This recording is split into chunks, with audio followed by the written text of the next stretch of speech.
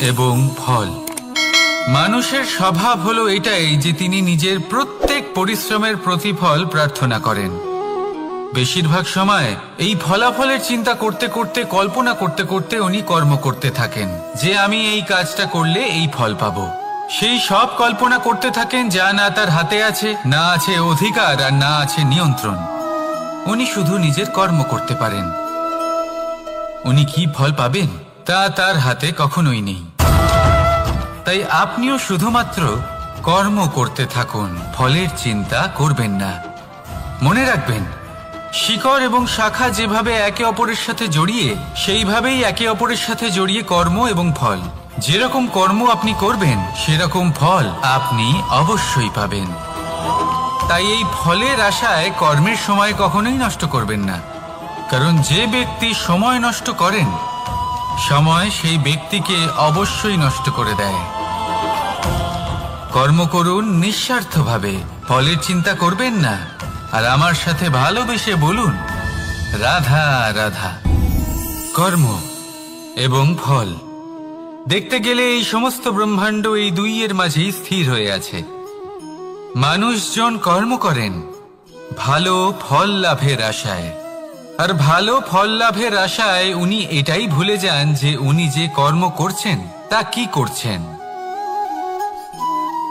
আমি বলেছিলাম কর্ম করুন ফলের চিন্তা না করে, কিন্তু কি কর্ম করছেন সেই বিষয়ে ভাবাটাও অত্যন্ত আবশ্যক।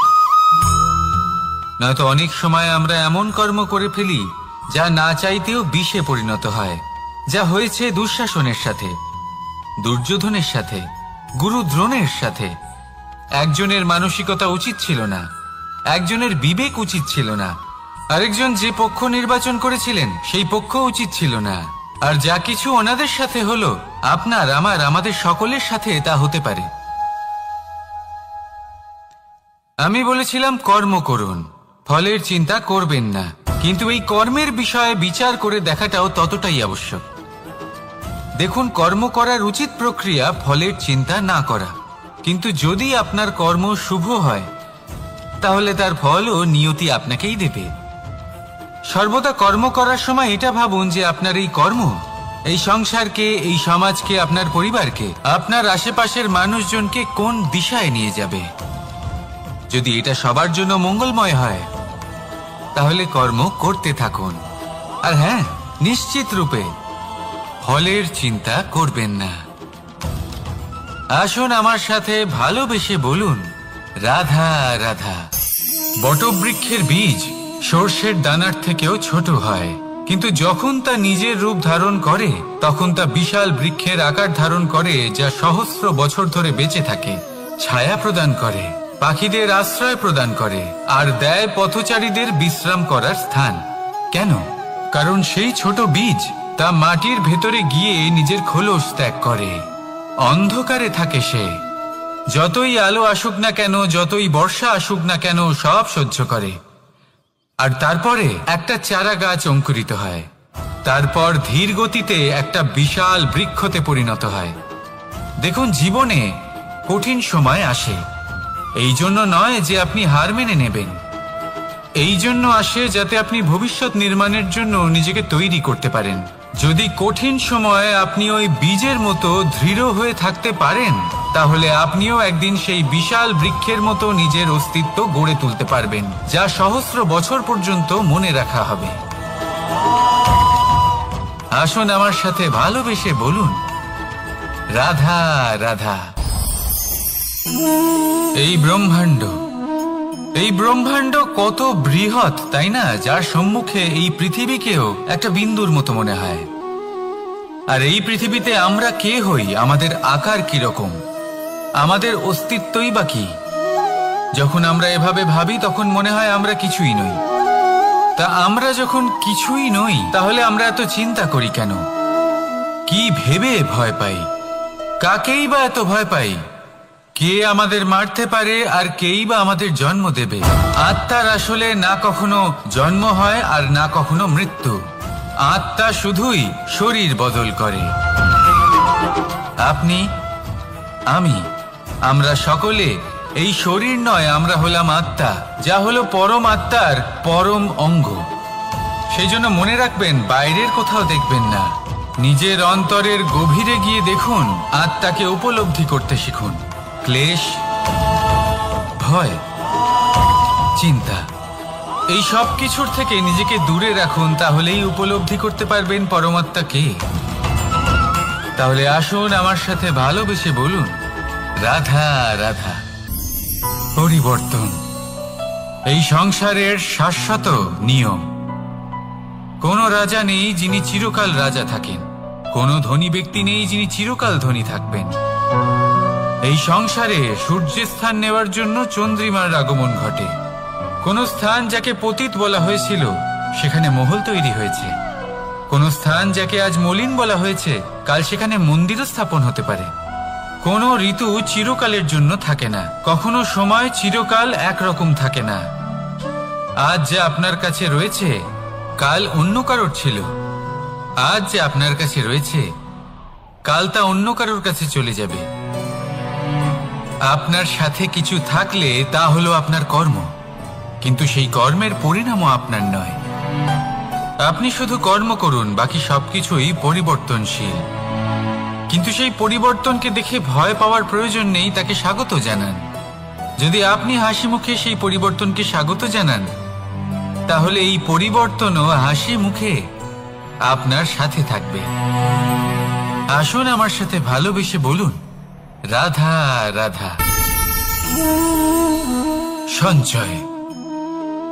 মানুষের যখন থেকে বোধ বুদ্ধি হয় সঞ্চয় করতে আরম্ভ করে দেন। সঞ্চয় করতে থাকেন ভোজনের, সঞ্চয় অর্থের, সঞ্চয় শক্তির।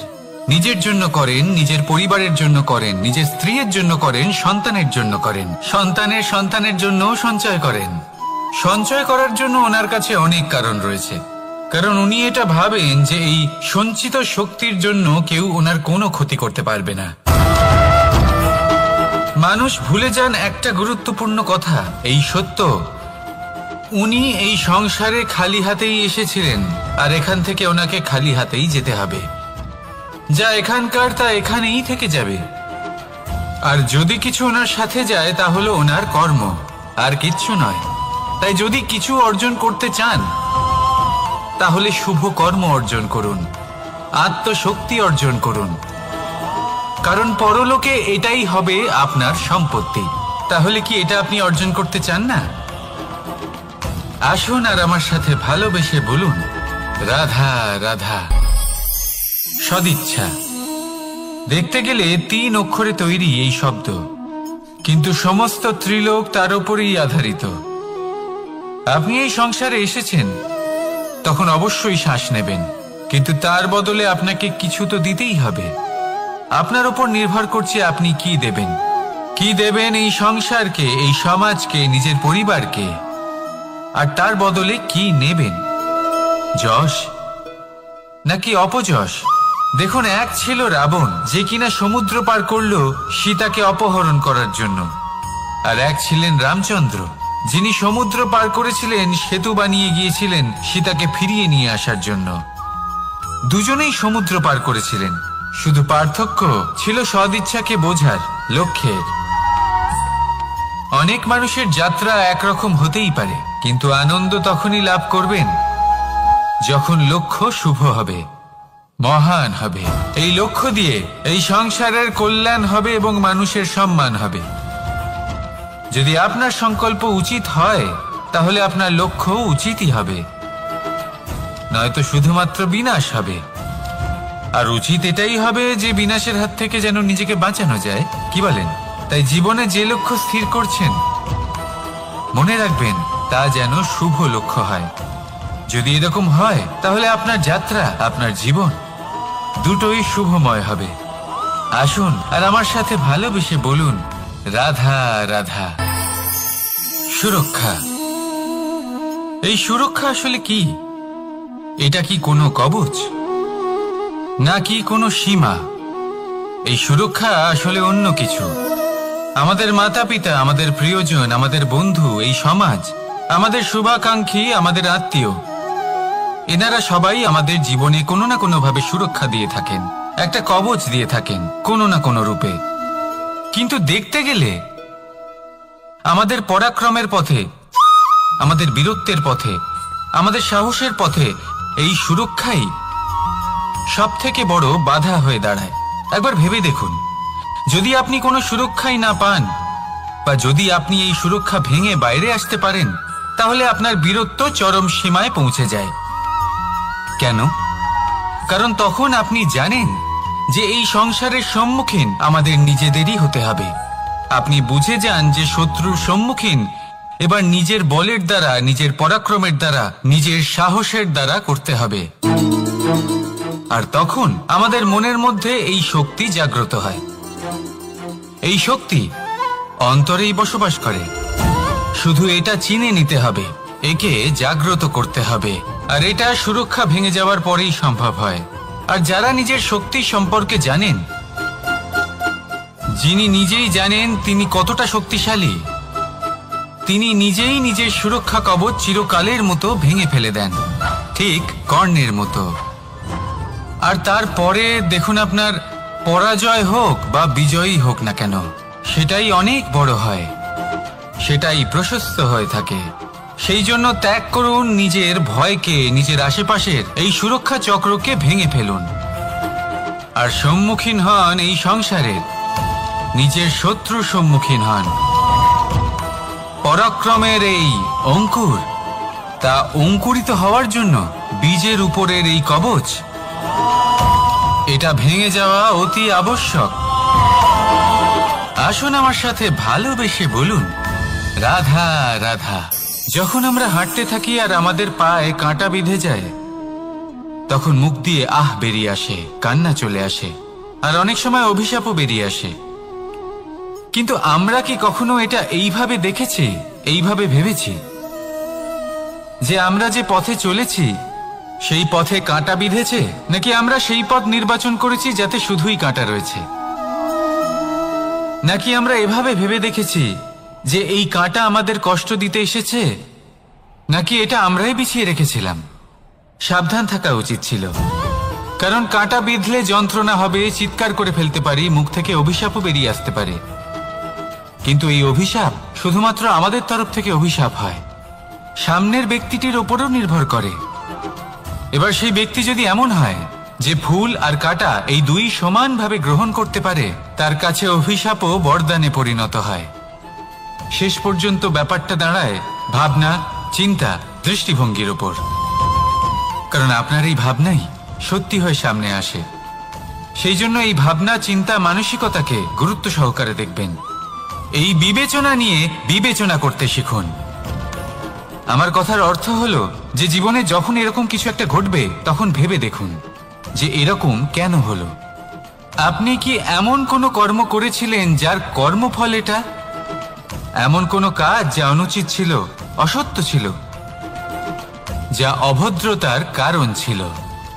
ভেবে দেখা প্রয়োজন।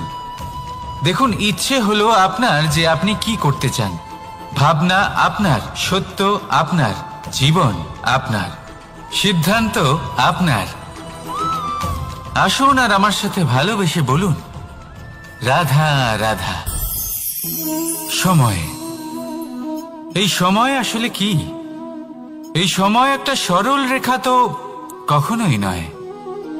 সময় হলো একটা চক্র, যেখানে এর আদি সেখানেই হলো এর অন্ত, আর যেখানে তা শেষ হয় সেখান থেকেই তার শুরু হয়।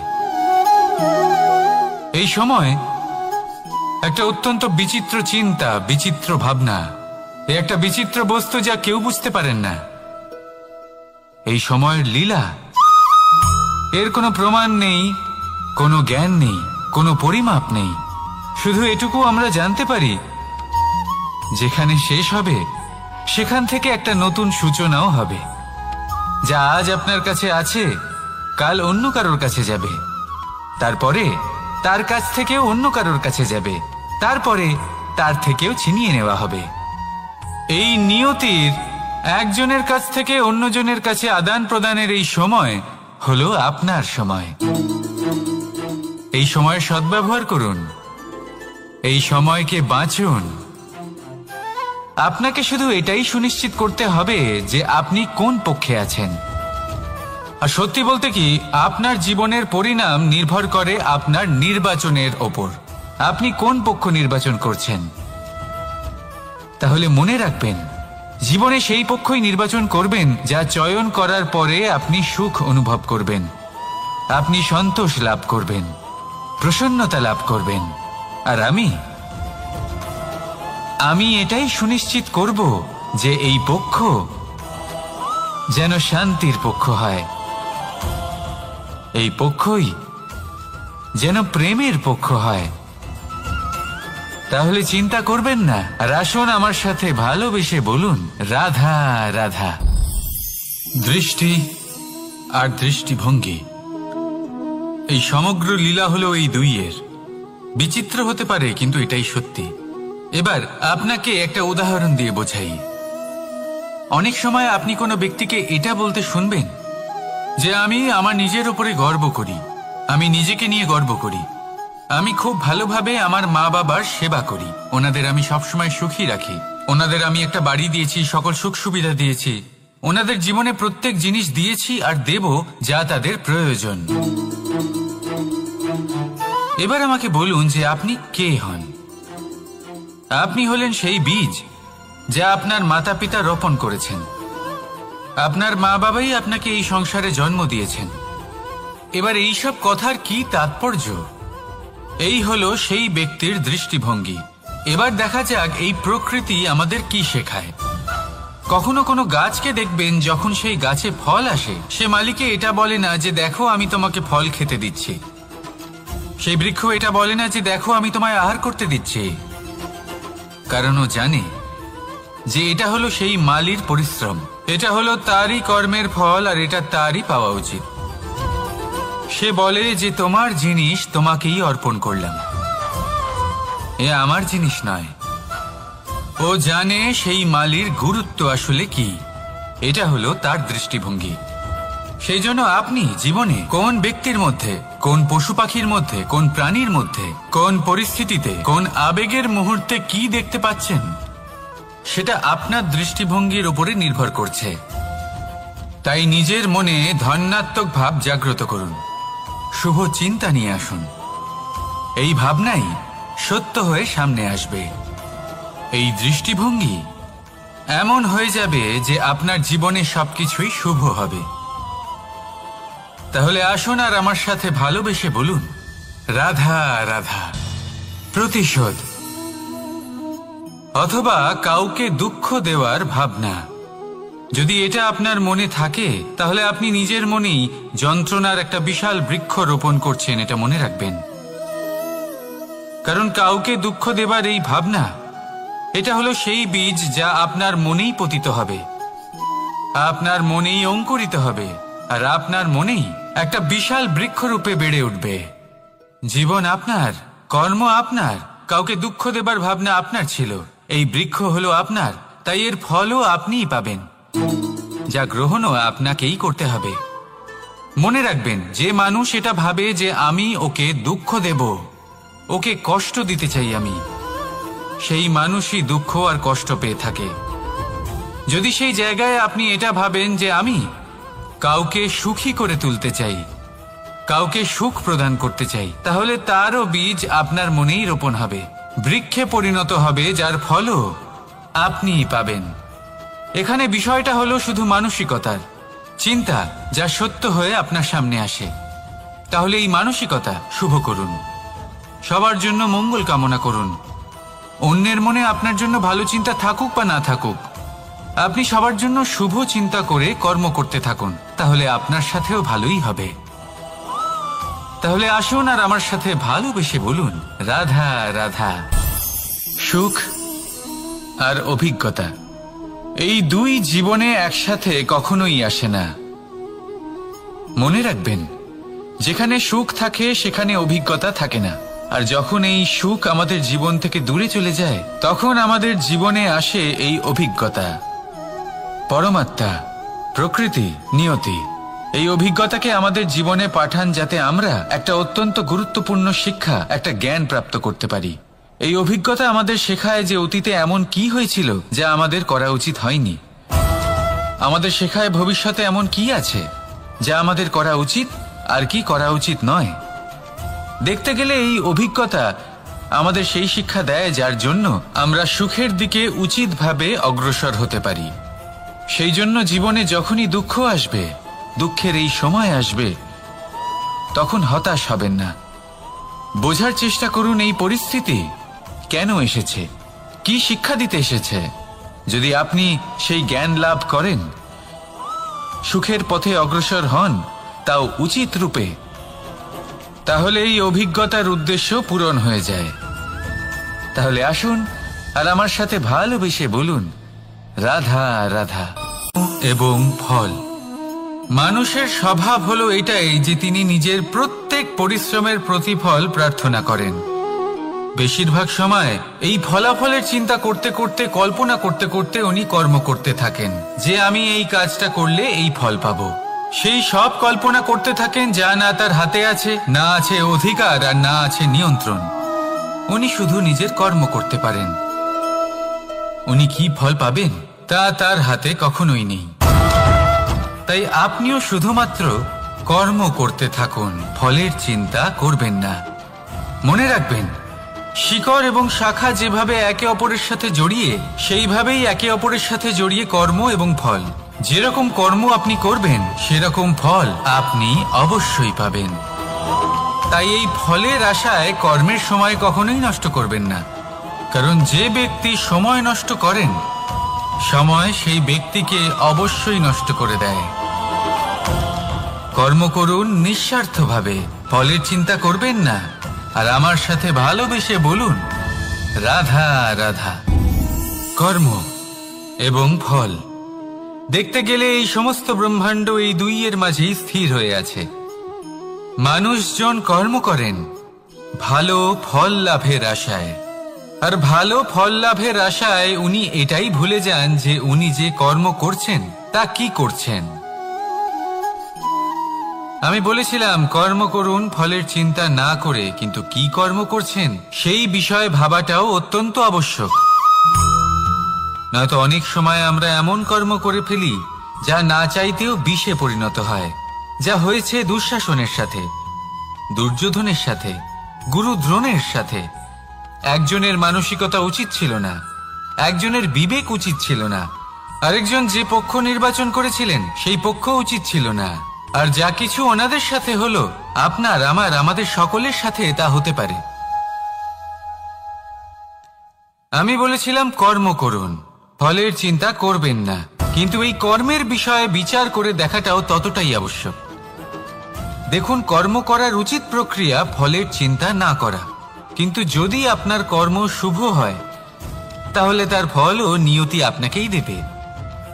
সর্বদা কর্ম করার সময় এটা ভাবুন যে আপনার এই কর্ম এই সংসারকে, এই সমাজকে, আপনার পরিবারকে, আপনার আশেপাশের মানুষজনকে কোন দিশায় নিয়ে যাবে। যদি এটা সবার জন্য মঙ্গলময় হয় তাহলে কর্ম করতে থাকুন। আর হ্যাঁ, নিশ্চিত রূপে ফলের চিন্তা করবেন না। আসুন আমার সাথে ভালোবেসে বলুন, রাধা রাধা। বটবৃক্ষের বীজ সর্ষের দানার থেকেও ছোট হয়, কিন্তু যখন তা নিজের রূপ ধারণ করে তখন তা বিশাল বৃক্ষের আকার ধারণ করে, যা সহস্র বছর ধরে বেঁচে থাকে, ছায়া প্রদান করে, পাখিদের আশ্রয় প্রদান করে, আর দেয় পথচারীদের বিশ্রাম করার স্থান। কেন? কারণ সেই ছোট বীজ তা মাটির ভেতরে গিয়ে নিজের খোলস ত্যাগ করে। অন্ধকারে থাকে সে, যতই আলো আসুক না কেন, যতই বর্ষা আসুক না কেন, সব সহ্য করে। আর তারপরে একটা চারা গাছ অঙ্কুরিত হয়, তারপর ধীর গতিতে একটা বিশাল বৃক্ষতে পরিণত হয়। দেখুন, জীবনে কঠিন সময় আসে, এই জন্য নয় যে আপনি হার মেনে নেবেন, এই জন্য আসে যাতে আপনি ভবিষ্যৎ নির্মাণের জন্য নিজেকে তৈরি করতে পারেন। যদি কঠিন সময়ে আপনি ওই বীজের মতো দৃঢ় হয়ে থাকতে পারেন, তাহলে আপনিও একদিন সেই বিশাল বৃক্ষের মতো নিজের অস্তিত্ব গড়ে তুলতে পারবেন, যা সহস্র বছর পর্যন্ত মনে রাখা হবে। আসুন আমার সাথে ভালোবেসে বলুন, রাধা রাধা। এই ব্রহ্মাণ্ড কত বৃহৎ, তাই না? যার সম্মুখে এই পৃথিবীকেও একটা বিন্দুর মতো মনে হয়। আর এই পৃথিবীতে আমরা কে হই, আমাদের আকার কিরকম, আমাদের অস্তিত্বই বা কি? যখন আমরা এভাবে ভাবি তখন মনে হয় আমরা কিছুই নই। তা আমরা যখন কিছুই নই তাহলে আমরা এত চিন্তা করি কেন? কি ভেবে ভয় পাই? কাকেই বা এত ভয় পাই? কে আমাদের মারতে পারে আর কেই বা আমাদের জন্ম দেবে? আত্মার আসলে না কখনো জন্ম হয় আর না কখনো মৃত্যু। আত্মা শুধুই শরীর বদল করে। আপনি, আমি, আমরা সকলে এই শরীর নয়, আমরা হলাম আত্মা, যা হলো পরম আত্মার পরম অঙ্গ। সেজন্য মনে রাখবেন, বাইরের কোথাও দেখবেন না, নিজের অন্তরের গভীরে গিয়ে দেখুন, আত্মাকে উপলব্ধি করতে শিখুন। ক্লেশ, ভয়, চিন্তা, এই সব কিছুর থেকে নিজেকে দূরে রাখুন, তাহলেই উপলব্ধি করতে পারবেন পরমাত্মা কে। তাহলে আসুন আমার সাথে ভালোবেসে বলুন, রাধা রাধা। পরিবর্তন এই সংসারের শাশ্বত নিয়ম। কোনো রাজা নেই যিনি চিরকাল রাজা থাকেন, কোনো ধনী ব্যক্তি নেই যিনি চিরকাল ধনী থাকবেন। এই সংসারে সূর্যের স্থান নেওয়ার জন্য চন্দ্রিমার আগমন ঘটে। কোন স্থান যাকে পতিত বলা হয়েছিল সেখানে মহল তৈরি হয়েছে। কোন স্থান যাকে আজ মলিন বলা হয়েছে কাল সেখানে মন্দিরও স্থাপন হতে পারে। কোনো ঋতু চিরকালের জন্য থাকে না, কখনো সময় চিরকাল একরকম থাকে না। আজ যে আপনার কাছে রয়েছে কাল অন্য কারোর ছিল। আজ যে আপনার কাছে রয়েছে কাল তা অন্য কারোর কাছে চলে যাবে। আপনার সাথে কিছু থাকলে তা হলো আপনার কর্ম, কিন্তু সেই কর্মের পরিণামও আপনার নয়। আপনি শুধু কর্ম করুন, বাকি সবকিছুই পরিবর্তনশীল।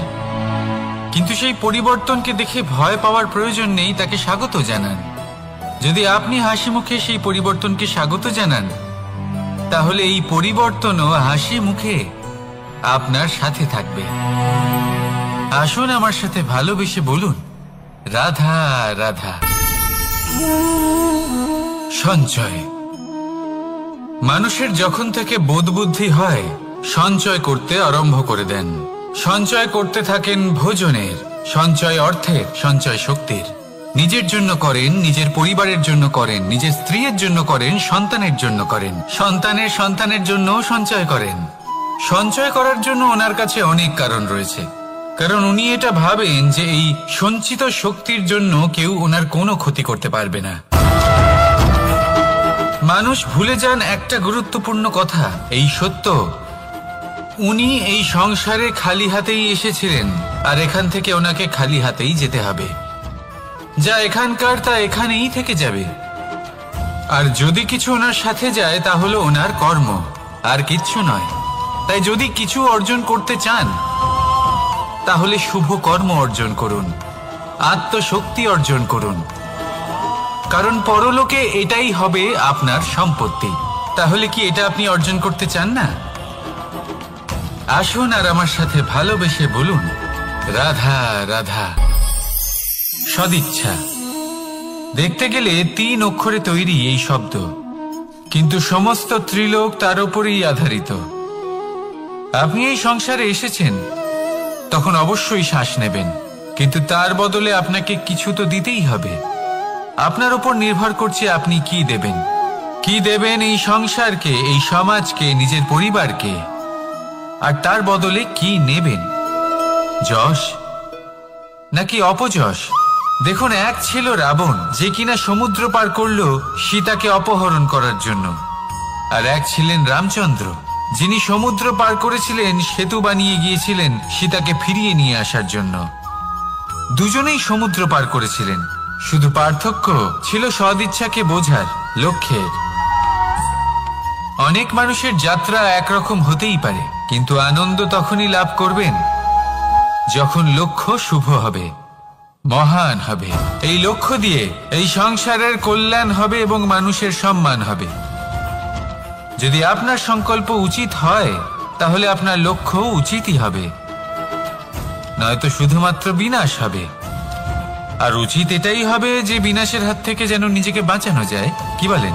তাই জীবনে যে লক্ষ্য স্থির করছেন মনে রাখবেন তা যেন শুভ লক্ষ্য হয়। যদি এরকম হয় তাহলে আপনার যাত্রা, আপনার জীবন দুটোই শুভময় হবে। আসুন আর আমার সাথে ভালোবেসে বলুন, রাধা রাধা। সুরক্ষা। এই সুরক্ষা আসলে কি? এটা কি কোনো কবচ, নাকি কোনো সীমা? এই সুরক্ষা আসলে অন্য কিছু। আমাদের মাতা পিতা, আমাদের প্রিয়জন, আমাদের বন্ধু, এই সমাজ, আমাদের শুভাকাঙ্ক্ষী, আমাদের আত্মীয়, এনারা সবাই আমাদের জীবনে কোনো না কোনো ভাবে সুরক্ষা দিয়ে থাকেন, একটা কবচ দিয়ে থাকেন কোনো না কোনো রূপে। কিন্তু দেখতে গেলে আমাদের পরাক্রমের পথে, আমাদের বীরত্বের পথে, আমাদের সাহসের পথে এই সুরক্ষাই সব থেকে বড় বাধা হয়ে দাঁড়ায়। একবার ভেবে দেখুন, যদি আপনি কোনো সুরক্ষাই না পান, বা যদি আপনি এই সুরক্ষা ভেঙে বাইরে আসতে পারেন, তাহলে আপনার বীরত্ব চরম সীমায় পৌঁছে যায়। কেন? কারণ তখন আপনি জানেন যে এই সংসারের সম্মুখীন আমাদের নিজেদেরই হতে হবে। আপনি বুঝে যান যে শত্রুর সম্মুখীন এবার নিজের বলের দ্বারা, নিজের পরাক্রমের দ্বারা, নিজের সাহসের দ্বারা করতে হবে। আর তখন আমাদের মনের মধ্যে এই শক্তি জাগ্রত হয়। এই শক্তি অন্তরেই বসবাস করে। শুধু এটা চিনে নিতে হবে, একে জাগ্রত করতে হবে। আর এটা সুরক্ষা ভেঙে যাওয়ার পরেই সম্ভব হয়। আর যারা নিজের শক্তি সম্পর্কে জানেন, যিনি নিজেই জানেন তিনি কতটা শক্তিশালী, তিনি নিজেই নিজের সুরক্ষা কবচ চিরকালের মতো ভেঙে ফেলে দেন, ঠিক কর্ণের মতো। আর তারপরে দেখুন, আপনার পরাজয় হোক বা বিজয়ী হোক না কেন, সেটাই অনেক বড় হয়, সেটাই প্রশস্ত হয়ে থাকে। সেই জন্য ত্যাগ করুন নিজের ভয়কে, নিজের আশেপাশের এই সুরক্ষা চক্রকে ভেঙে ফেলুন, আর সম্মুখীন হন এই সংসারের নিজের শত্রুর সম্মুখীন হন। পরাক্রমের এই অঙ্কুর, তা অঙ্কুরিত হওয়ার জন্য বীজের উপরের এই কবচ, এটা ভেঙে যাওয়া অতি আবশ্যক। আসুন আমার সাথে ভালোবেসে বলুন, রাধা রাধা। যখন আমরা হাঁটতে থাকি আর আমাদের পায়ে কাঁটা বিঁধে যায়, তখন মুখ দিয়ে আহ বেরিয়ে আসে, কান্না চলে আসে, আর অনেক সময় অভিশাপও বেরিয়ে আসে। কিন্তু আমরা কি কখনো এটা এইভাবে দেখেছি, এইভাবে ভেবেছি যে আমরা যে পথে চলেছি সেই পথে কাঁটা বিঁধেছে, নাকি আমরা সেই পথ নির্বাচন করেছি যাতে শুধুই কাঁটা রয়েছে? নাকি আমরা এভাবে ভেবে দেখেছি যে এই কাঁটা আমাদের কষ্ট দিতে এসেছে, নাকি এটা আমরাই বিছিয়ে রেখেছিলাম?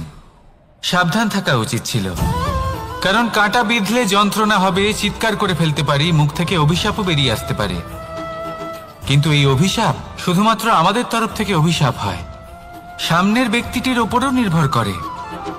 এবার সেই ব্যক্তি যদি এমন হয় যে ফুল আর কাঁটা এই দুই সমানভাবে গ্রহণ করতে পারে, তার কাছে অভিশাপও বরদানে পরিণত হয়। শেষ পর্যন্ত ব্যাপারটা দাঁড়ায় ভাবনা, চিন্তা, দৃষ্টিভঙ্গির ওপর। কারণ আপনার এই ভাবনাই সত্যি হয়ে সামনে আসে।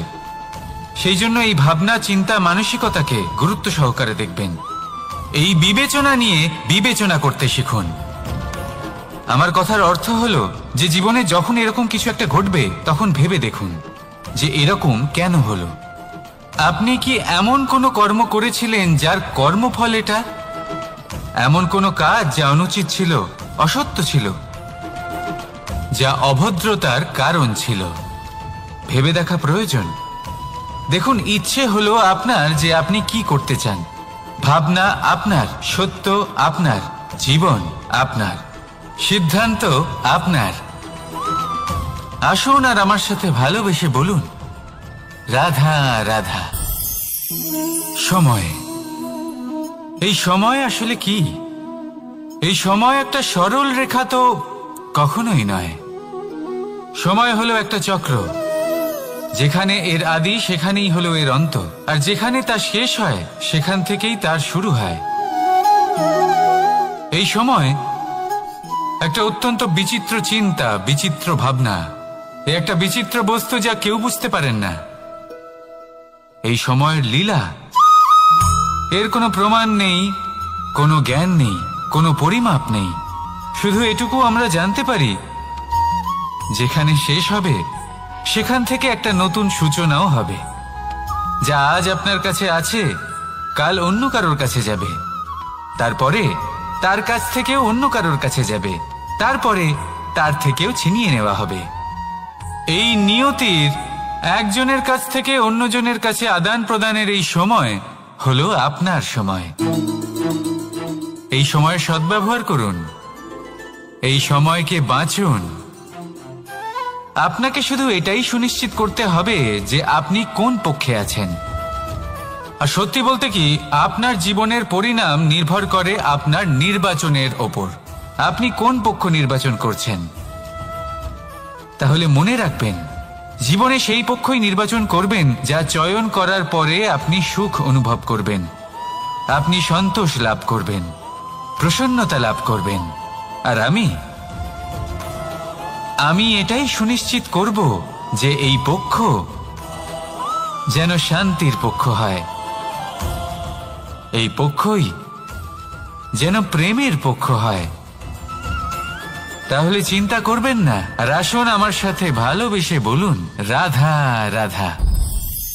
দৃষ্টি আর দৃষ্টিভঙ্গি, এই সমগ্র লীলা হলো এই দুইয়ের। বিচিত্র হতে পারে, কিন্তু এটাই সত্যি। এবার আপনাকে একটা উদাহরণ দিয়ে বোঝাই।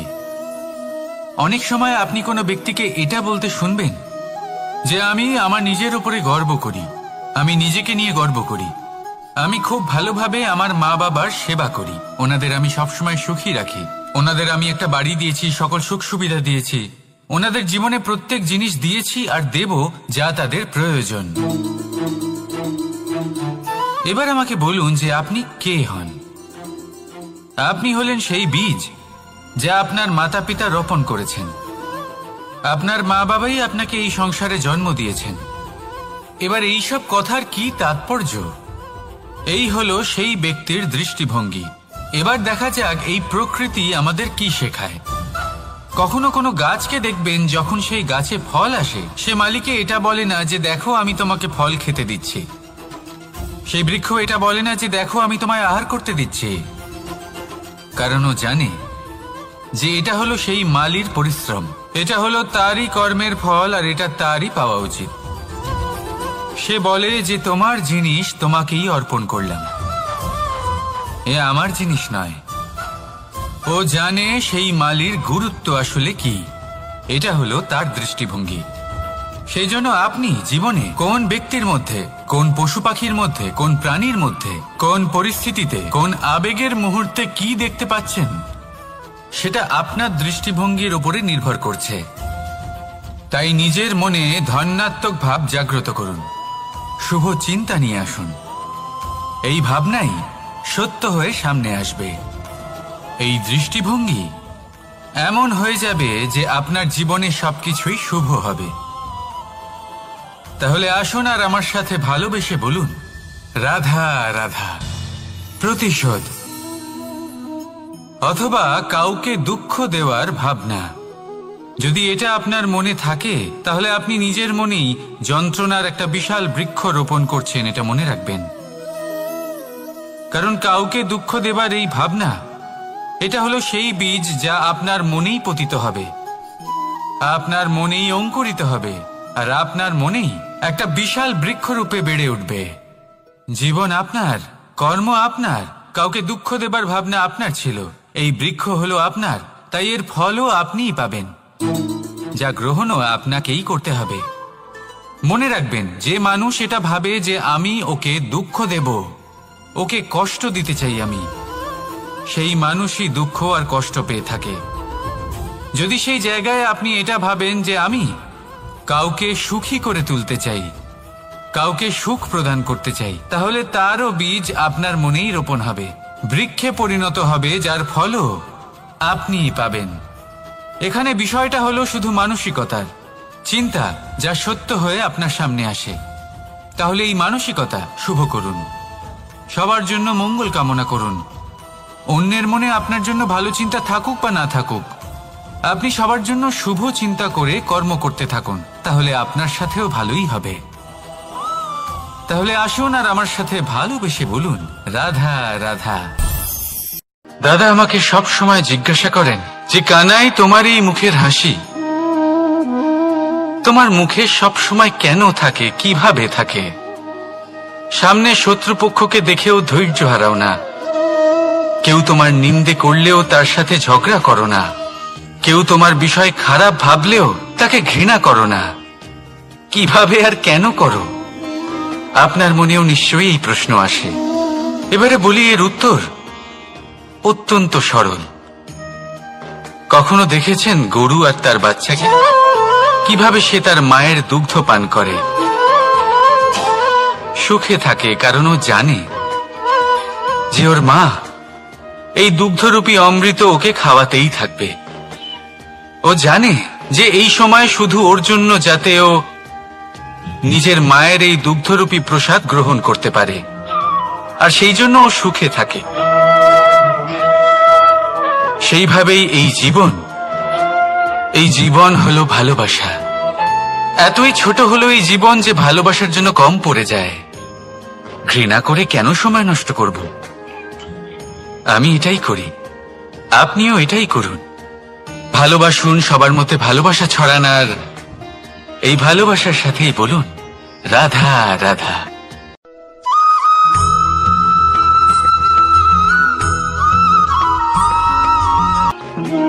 মানুষ জীবনে সবসময় শিখরে পৌঁছতে চায়, অনেক উঁচুতে উঠতে চায়, আর তার জন্য তারা কি না করে, পরিকল্পনা করে, ষড়যন্ত্র করে, প্রার্থনা করতে থাকে, আবার কারোর কাছে সাহায্যও চায়। কিন্তু এত কিছু করা সত্ত্বেও অনেক সময় মানুষ শিখরে পৌঁছতে পারে না।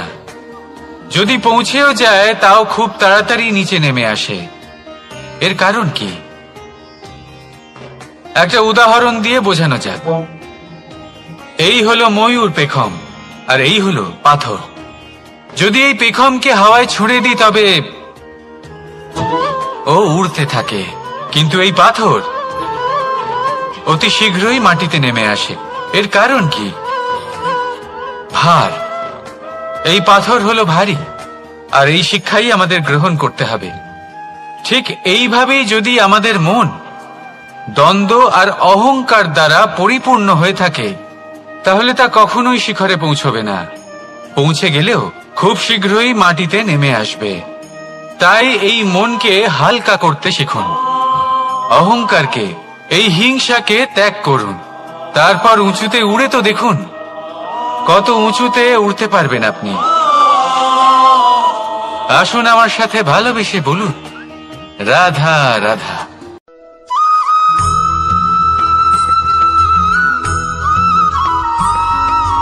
এই সংসারে মাতা পিতা তার সন্তানকে সব থেকে বড় উপহার কি দিতে পারে? বৈভব, সুযোগ সুবিধা, বাড়ি, নাকি আশেপাশের পরিবেশ? এই সংসারে মাতা পিতা তার সন্তানকে সব থেকে বড় উপহার শিক্ষা দিতে পারেন, কিন্তু তার জন্য সময়ের প্রয়োজন হয়। এবার এই সময় অত্যন্ত অদ্ভুত। সময়ের ধারণা সবার রয়েছে। কখনো কখনো কিছু কঠিন সময় বরদানের মতো আমাদের সম্মুখে আসে। এরকম কোন সমস্যার কথা যদি আমি বলি, যেমন যুদ্ধ, মহামারী, মহা অসুখ, এরকম সময় আমাদের কাছে যথেষ্ট সময় থাকে। এই সময় আমরা চিন্তা করি, ভয়ভীত হই, কে জানে কত সম্পত্তির ক্ষয়ক্ষতি হবে। এবার এই সময় কিভাবে কাটিয়ে ওঠা যায়? অশুভ চিন্তা তার মনের মধ্যে বাসা বাঁধে, সে বুঝতে পারে না সে কি করবে। আমি বলবো চিন্তা ত্যাগ করুন, এই ভয়কে ত্যাগ করুন। আর মনে রাখুন একটা গুরুত্বপূর্ণ কথা, যে ঈশ্বর আপনাকে বরদান দিয়েছেন যাতে আপনি নিজের কর্তব্য পূর্ণ করতে পারেন। কর্তব্য, নিজের পরিবারকে সময় দেওয়া, নিজের সন্তানকে শিক্ষা দেওয়া। তাদের সাথে বসুন, কথাবার্তা বলুন, আলোচনা করুন। কিছু কথা তারা বলবে, কিছু আপনি বলবেন, কিছু আপনি শিখবেন, কিছু তারা শিখবে। তাদের সাথে খেলা করুন, তাদের সাথে পূর্বপুরুষের গল্প করুন। এইসব করলে তাতে না শুধু তাদের ভবিষ্যৎ উজ্জ্বল হবে, বরং আপনিও সন্তুষ্টি পাবেন। ভয়ভীত হবেন না। আজ বর্তমানে আপনি কি করতে পারেন যাতে আপনার বর্তমান সঠিক হবে এবং ভবিষ্যৎ উজ্জ্বল হবে, তাতে একাগ্র হন। সবকিছু শুভ হবে। রাধা রাধা।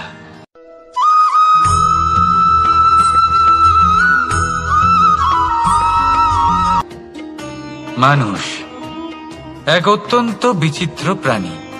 পরিকল্পনা করে, ষড়যন্ত্র করে, প্রচেষ্টা করে, কাউকে পরাজিত করার চেষ্টাও করে।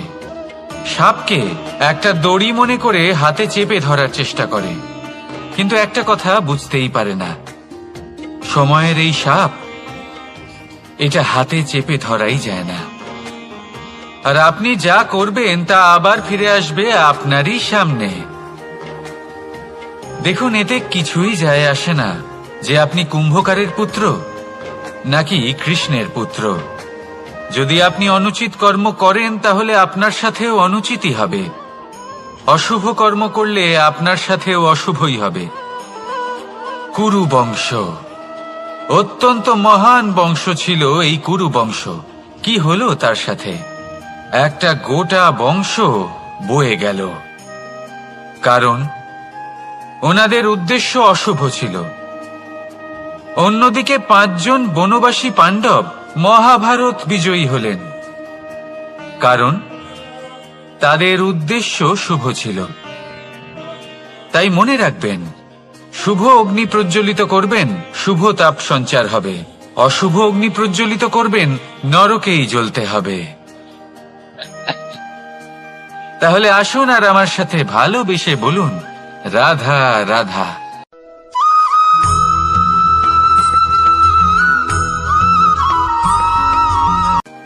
কখনো ভেবে দেখেছেন মানুষকেই এই সংসারে সর্বশ্রেষ্ঠ প্রাণী কেন বলা হয়? অন্য কোনো প্রাণীকে কেন নয়?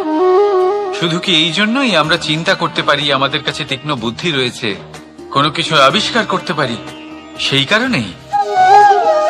তা তো অন্য কোনো প্রাণীর কাছেও থাকতে পারে। এমন কিছু পশুও রয়েছে যাদের কাছে তীক্ষ্ণ বুদ্ধি আছে। তাহলে মানুষ কেন? কারণ মানুষের কাছে এমন কিছু রয়েছে যা অন্য প্রাণীর কাছে নেই। মানবতা।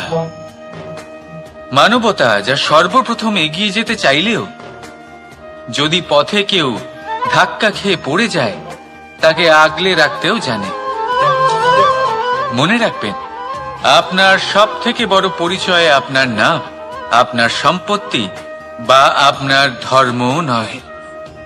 আপনার সব থেকে বড় পরিচয় হল আপনার মানবতা। তাহলে সময় এলে পরে নিজের মানবতার পরিচয় দিন। অন্য মানুষকে সাহায্য করুন, অন্য প্রাণীকে সাহায্য করুন। একা একা পথ চলা হলো পশুদের প্রবৃত্তি। মানুষ হলেন তিনি যিনি অন্যের জন্য প্রাণও দিতে পারেন।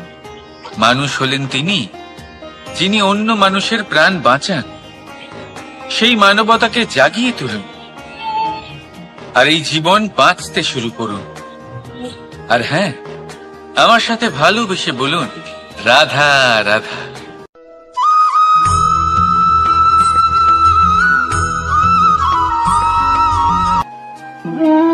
মানুষ জীবনে সবসময় সুখ পেতে চান, কিন্তু এই সুখ, এটা আসলে কি? এই সুখের আসল রূপ কি? আমি বলি, সুখের আসলে 2টি রূপ হয়, বাহ্যিক সুখ, আত্মিক সুখ। আর এটা ঠিক তেমনই হয় যেরকম আমাদের শরীরের সাথে জড়িত ছায়া আর আমাদের শরীরের মধ্যে বসবাসকারী আত্মার।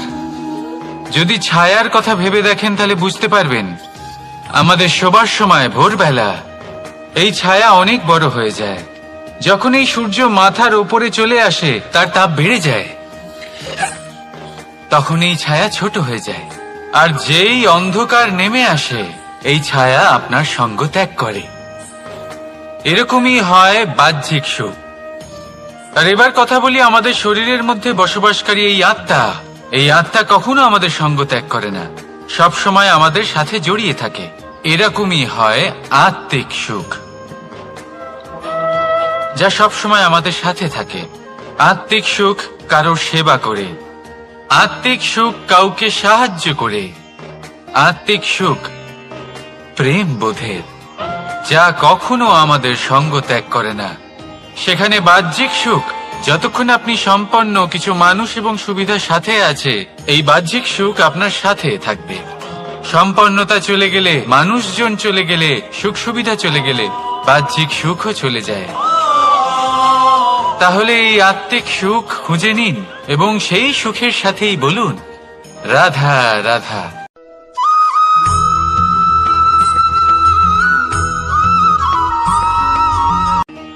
আত্মীয় স্বজন কারা হন?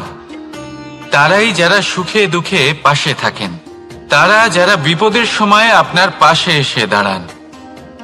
এবার দেখুন, একটা প্রশ্ন করব আপনাদের, সব থেকে ঘনিষ্ঠ, আবশ্যক এবং গুরুত্বপূর্ণ আত্মীয় কারা, বিশেষ করে বিপদের সময়? কেউ বলবেন মাতা, কেউ বলবেন পিতা, কেউ বলবেন ভাই বোন, ইত্যাদি ইত্যাদি। এবার ভাবুন, আপনি বড় হয়ে গেছেন, আপনি বাড়ি থেকে দূরে চলে গেছেন। পেট ভরানোর জন্য আপনাকে প্রত্যেকদিন চেষ্টা করতে হয়। এমন সময় যদি আপনার জীবনে বিপদ এসে পড়ে, তাহলে কখন আপনার খবর ওনাদের কাছে পৌঁছবে? কতক্ষণে ওনারা সাহায্য করতে আসতে পারবেন? এরকম এক সময় সব থেকে গুরুত্বপূর্ণ আত্মীয় হন আপনার প্রতিবেশী, কারণ তারাই সেই মুহূর্তে আপনার সব থেকে কাছে। আপনি কখনো পরীক্ষা করে দেখবেন, আপনার তার সাথে লক্ষ্য মতভেদ থাকলেও প্রতিবেশীকে কষ্টের মধ্যে দেখে সবার আগে সাহায্য করতে তারাই এগিয়ে আসেন। তাই প্রতিবেশীর সাথে সম্পর্ক ভালো রাখুন, শুধুমাত্র স্বার্থের জন্য নয়। এটা হলো শান্তিরও আধার। যদি এই সম্পর্ক ভালো থাকে, তাহলে না কথায় কথায় বিবাদ হবে, না মতান্তর। আর এই সুখী সম্পর্কের ছায়ায় মন প্রসন্ন হয়ে বলবে, রাধা রাধা।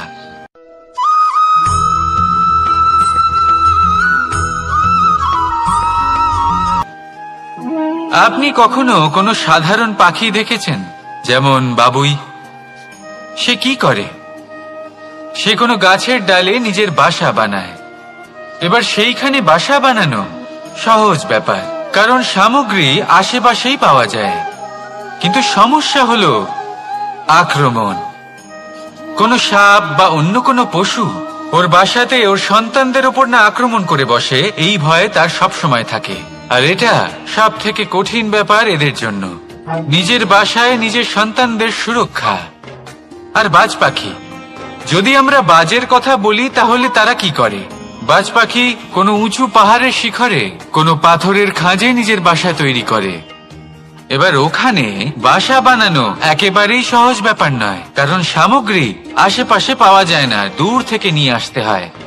কিন্তু সেইখানে আক্রমণের ভয়ও কখনোই থাকে না। এইভাবে উচিত রূপে ও নিজের বাসা রক্ষা করতে পারে, নিজের সন্তানদের রক্ষা করতে পারে। এর সারমর্ম হলো এটাই, যদি সমস্যা বড় হয়, তাহলে সমাধানও উচ্চমানের হওয়া উচিত। একটা বাজ পাখির মতো ভাবা আরম্ভ করে দিন। জীবনে যে কোনো সমস্যা ছোট মনে হবে। রাধা রাধা।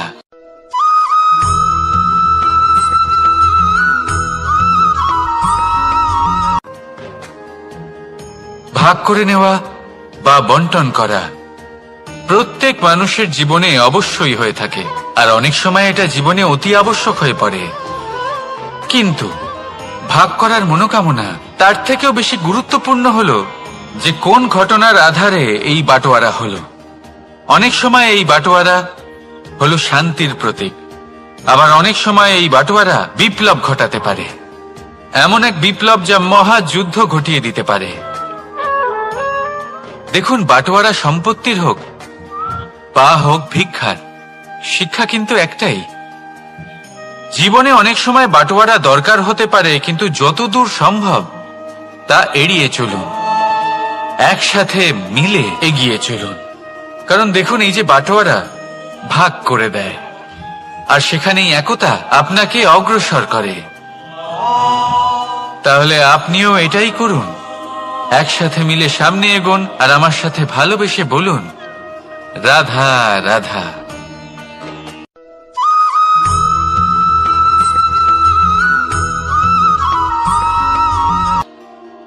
জীবনে এমন কিছু কাজ রয়েছে যা আপনাকে একাই করতে হয়, আর এমন কিছু কাজ রয়েছে যা আপনাকে একসাথে মিলে করতে হয়, একজোট হয়ে, সঙ্গবদ্ধ হয়ে। এবার সঙ্গবদ্ধ বলতে কি বোঝাতে চাইছি? আমি তাদের কথা বলছি না যারা বাস্তবিকভাবে একে অপরের সাথে কাজ করেন। আমি তাদের কথা বলছি যারা একে অপরের থেকে দূরে থেকেও একে অপরকে বিশ্বাস করেন। আমি আগেও বলেছিলাম, সমস্ত বিশ্বের আশা বিশ্বাসেই বসবাস করে, তাই না? তাই যেখানে সমস্ত বিশ্ব আছে, সমস্ত সংসার আছে, সেইখানেই বিশ্বাস রয়েছে।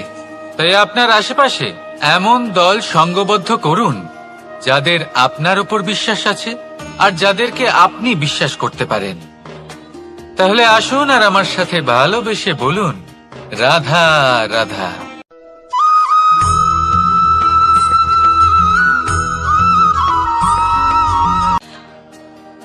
যখন একজন ভক্ত এবং তার ভগবান এক আকার ধারণ করেন, যখন একজন ভক্ত নিজের ভগবানের প্রতি, নিজের জীবনের লক্ষ্যের প্রতি সম্পূর্ণরূপে সমর্পিত হয়ে যান, তখন জন্মগ্রহণ করে ভক্তি। আর তখন সংসারের সমস্ত আশা তিনি ত্যাগ করতে পারেন।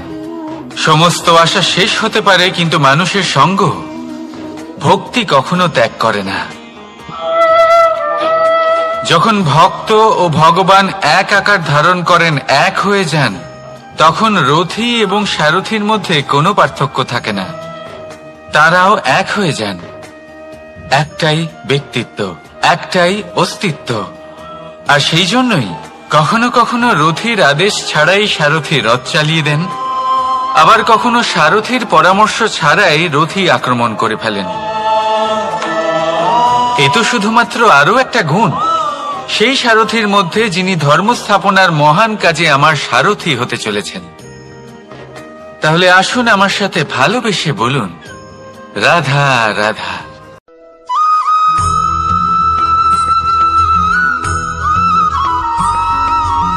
আমরা যে মানুষকে চাই, যাকে আমরা ভালোবাসি, তাকে একটা উপহার অবশ্যই দিতে চাই। এমন এক উপহার যা ওনার ভালো লাগবে, যা শ্রেষ্ঠ হবে, অতি প্রিয় হবে, বহুমূল্য হবে, বা বলতে পারেন মূল্যবান হবে। তাই আমরা কি করি? আমরা বাজারে যাই, তার জন্য স্বর্ণ, আভূষণ, হিরে, মুক্ত এইসব নিয়ে আসি। কিন্তু এটাই কি সর্বশ্রেষ্ঠ উপহার? কখনোই না। সর্বশ্রেষ্ঠ উপহার হলো স্বাধীনতা, তাকে নিজের মনের মতো বাঁচার স্বাধীনতা। যদি আপনি কাউকে স্বাধীনতা না দিতে পারেন, তাহলে সে কোথাও না কোথাও বন্দী হয়ে যায়, তার বিকাশ কোথাও না কোথাও আটকে যায়। কিন্তু যদি আপনি কাউকে স্বাধীনতা দিতে পারেন, তাহলে আপনি দেখবেন ও সমস্ত সংসারকে, এই জীবনকে নিজের দৃষ্টিভঙ্গি দিয়ে দেখবে, বুঝবে যে কোনটা হলো উচিত আর কোনটা হলো অনুচিত, আর এটাই হলো সর্বশ্রেষ্ঠ। আর এবার যদি কাউকে স্বাধীনতার মাধ্যমে এত বড় একটা শক্তি দিতে পারেন, তাহলে আপনি আমাকে বলুন, এর থেকে বড় উপহার আর কি হতে পারে? আসুন আর আমার সাথে ভালোবেসে বলুন, রাধা রাধা।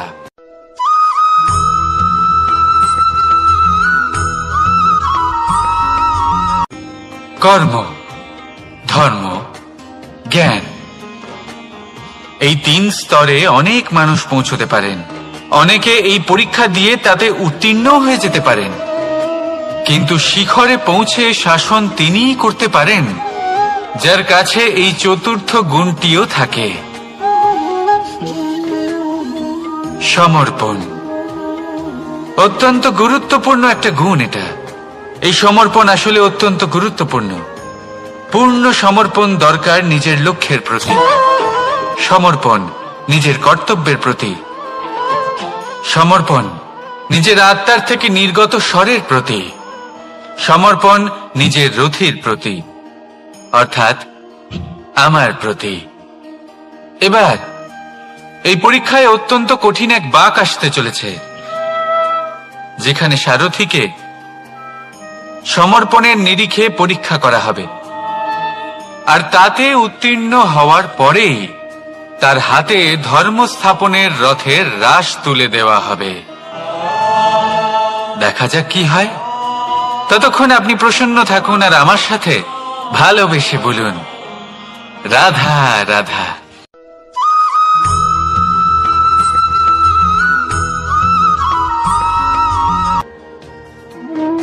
কর্ম, ধর্ম আর কর্তব্য, এই তিনটি একে অপরের সাথে জড়িত। আর অনেক সময় এই তিনটি পালন করতে করতে আমাদের সেই ব্যক্তির সামনে গিয়ে দাঁড়াতে হয়, তার বিরুদ্ধেই যেতে হয় যাকে আমরা সব থেকে বেশি ভালোবাসি। কিন্তু সেইখানে এই যুদ্ধ কোনো ব্যক্তিগত যুদ্ধ থাকে না। এ হলো কর্ম, ধর্ম আর কর্তব্যের যুদ্ধ। এটা সরল নয়, অত্যন্ত কঠিন হয় তার সম্মুখীন হওয়া যাকে আমরা সব থেকে বেশি সম্মান করি। কিন্তু আমাদের তো আমাদের ধর্মের পথে চলতেই হবে, কারণ আমরা কর্মবদ্ধ, কর্তব্যবদ্ধ, আর এটাই করা উচিত। শুধু এটুকু মনে রাখবেন, যদি আপনার উদ্দেশ্য শুভ হয়, আপনার ভাবনা শুভ হয়, আপনি যদি কর্ম, ধর্ম আর কর্তব্যের পথে অগ্রসর হন, তাহলে এই প্রক্রিয়াতে যদি আপনাকে আপনার আরাধ্যেরও সামনে দাঁড়াতে হয়, তাহলেও আপনার কোনো ক্ষতি হবে না। তাহলে আসুন আর আমার সাথে ভালোবেসে বলুন, রাধা রাধা।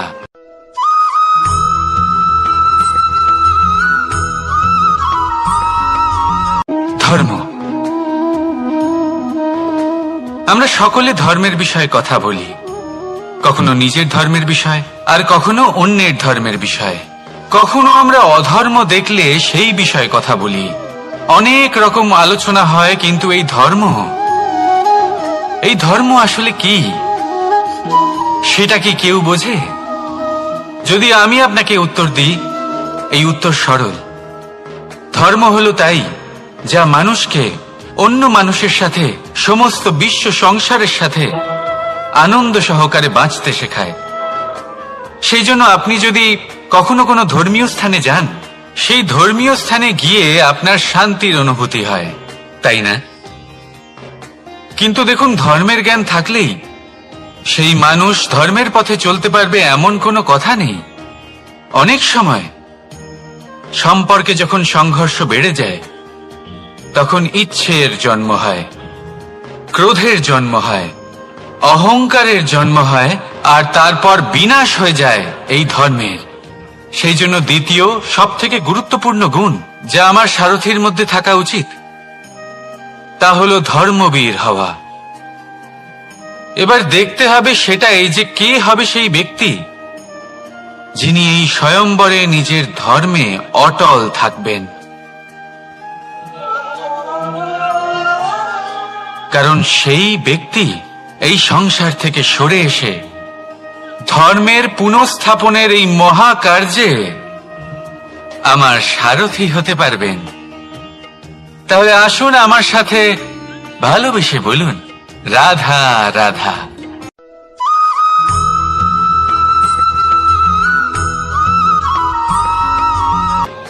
প্রেম এই সংসারে এসেছিল এই সংসারকে প্রেমের শিক্ষা দেওয়ার জন্য, এই জীবনের সুখের অনুভূতি আসলে কি তা শেখানোর জন্য। কিন্তু যদি সত্যি কথা বলি, তো আমি নিজেই প্রতিদিন প্রেমের নতুন নতুন স্বরূপ দেখতে পাই। প্রেমের একটা নতুন অনুভূতি প্রত্যেক নতুন দিনে। আর তার কারণ হলো এই প্রেম অনন্ত, এ হলো দৈব। প্রেম হলো এই সংসারের সব থেকে বড় ঢাল এবং সব থেকে বড় অস্ত্র। এই প্রেম ছাড়া না কোনো ন্যায় হয় আর না কোনো শাস্ত্র, না জীবন আছে আর না অন্ত। এবার যদি এই প্রেম মনের মধ্যে বাস করতে শুরু করে, তাহলে কখনো কোনো সমস্যাই হবে না। আর যদি হয়েও থাকে, তাহলে তা স্থায়ী হবে না। এই প্রেম কি না করতে পারে? এই প্রেম সমস্ত সমস্যা মিটিয়ে ফেলতে পারে। আপনার মনের মধ্যে অহংকারকেও বিনাশ করে দিতে পারে। আপনাকে সাক্ষাৎ ঈশ্বরের সাথে দেখা করাতে পারে। তাই প্রেমের দ্বারা প্রয়াস করতে থাকুন। এই সংসারের প্রত্যেক মানুষকে, প্রত্যেক বস্তুকে, প্রত্যেক জীব জন্তুকে ভালোবাসবেন। আর এই প্রেমের দ্বারাই বলুন রাধা রাধা।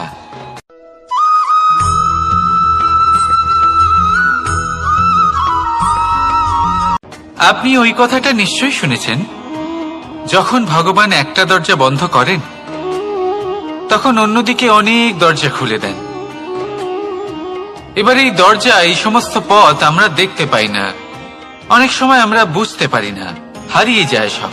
কখনো কখনো মনে হয় যে এই কথাটাই মিথ্যে, কিন্তু আসলে তা তো নয়। তাহলে হারিয়ে যায় কেন? কারণ আমরা সময় নষ্ট করি এই দরজার দিকে তাকিয়ে থেকে। ভাবি এই বুঝি দরজা খুলবে, এবার দরজা খুলবে। অপেক্ষা করতে করতে আমরা অনেক সময় নষ্ট করে ফেলি। এত সময় নষ্ট করি যে আমরা দেখতে পাই না, খুঁজে পাই না সেই সমস্ত দরজা আর পথ যা আমাদের জন্য খোলা রয়েছে। যদি খুঁজেই না পাই তাহলে তা ব্যবহার করব কি করে? মনে রাখুন, ভগবান সবসময় আমাদের সাথে রয়েছেন, আমাদের সাহায্য করছেন। এই পথ সব সময় আছে, সর্বত্র আছে। দরকার রয়েছে শুধুমাত্র দৃষ্টির, দৃষ্টিভঙ্গি এবং ভাবনার। এই দৃষ্টিকে বিস্তৃত করুন, এই দৃষ্টিভঙ্গিকে ধনাত্মক করে তুলুন, আর এই ভাবনা, এর সীমা একটু বাড়িয়ে তুলুন। তারপর দেখবেন সব খুঁজে পাবেন। আসলে কি, এই যে ঈশ্বর, এই যে পরমাত্মা, তা আমাদের সাথে রয়েছে, আমাদের মনের মধ্যে রয়েছে। যিনি তাকে মন থেকে চাইবেন তিনি তাকে মনের মধ্যে অবশ্যই খুঁজে পাবেন। যদি উনি মন থেকে চান পথ খুঁজে পেতে, তাহলে তিনি অবশ্যই পথ খুঁজে পাবেন। তাহলে আসুন আমার সাথে ভালোবেসে বলুন রাধা রাধা।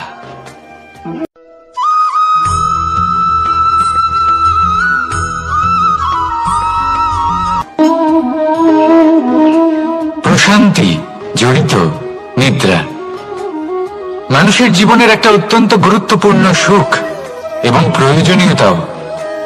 দেখতে গেলে এই সংসারের প্রত্যেক পশু পাখি, প্রত্যেক জীব অবশ্যই নিদ্রা প্রাপ্ত করেন, কিন্তু মানুষ, যার মধ্যে বিচার বিবেচনা করার শক্তি অন্যদের থেকে অনেক বেশি, তার কিন্তু ঘুমের কিছু সমস্যা অবশ্যই হয়।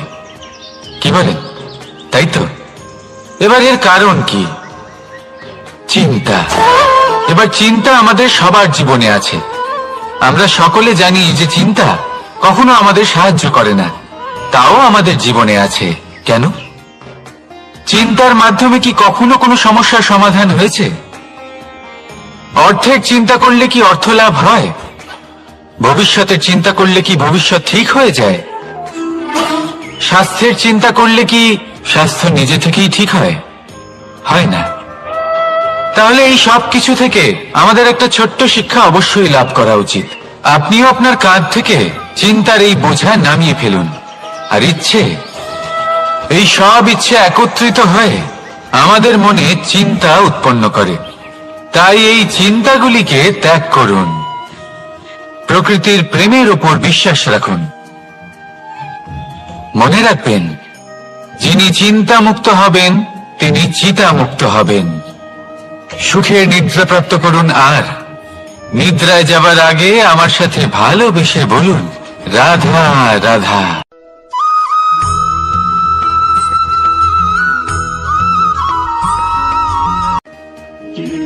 আমরা সবাই জীবনে সফল হতে চাই, তাই না? প্রত্যেকের জীবনে ব্যক্তিগত একটা লক্ষ্য আছে, আর প্রত্যেকের জীবনে তাদের লক্ষ্যে পৌঁছানোর আলাদা আলাদা যাত্রা আছে।